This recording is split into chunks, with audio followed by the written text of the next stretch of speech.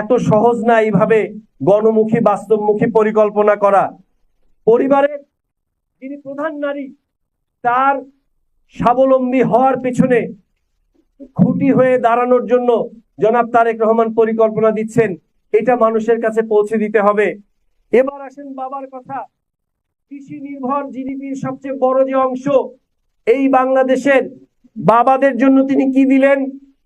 আচ্ছা, অনেকে বলতে পারে কৃষকের উন্নয়ন করব। আচ্ছা, কিভাবে করবেন? আচ্ছা, সেটা বলবো পরে।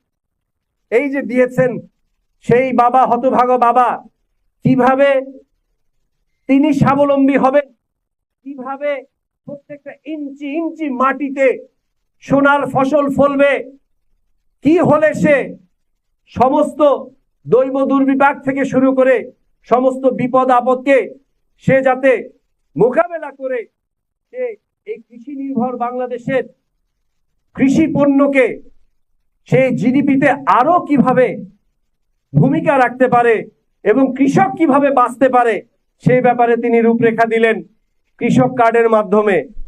এবার আসেন, বাবা মা মিলে পরিবারকে স্বাবলম্বী করে গড়ে তুলছেন। সন্তান সন্ততিকে ভালোভাবে তিনি সামনের দিকে এগিয়ে নিয়ে যাবেন, তাদের শিক্ষার ব্যবস্থা করবেন, তাদেরকে মূল্যবোধ দিবেন। কিন্তু তার স্বাস্থ্যের কি হবে? আচ্ছা, ভালো কথা, কেউ এসে বলতে পারে স্বাস্থ্যের ব্যাপারে আমাদের কর্মকাণ্ড থাকবে। কি থাকবে?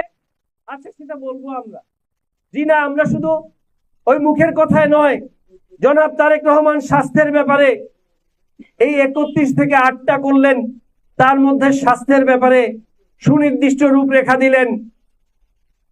কৃষক এবং বাবা মা স্বনির্ভর স্বাবলম্বী হবে, সন্তান সন্ততিকে নিয়ে সুস্বাস্থ্যের অধিকারী হবে।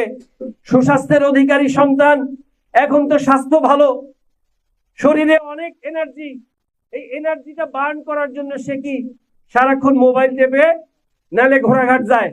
কথা কি ভালো লাগলো? ভালো লাগলো না?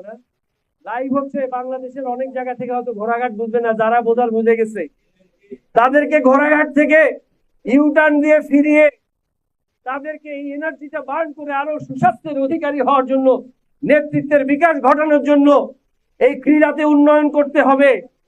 অনেকে এসে বলবে ক্রীড়াতে উন্নয়ন করবেন, কিভাবে করবেন? আচ্ছা, সেটা বলবো, ক্ষমতায় যাই আগে। জি না, আগামীর বাংলাদেশ সুনির্দিষ্ট রূপরেখা দিলেন, ক্রীড়া উন্নয়নে তার কি কর্মকাণ্ড থাকবে, কি পরিকল্পনা তার আছে,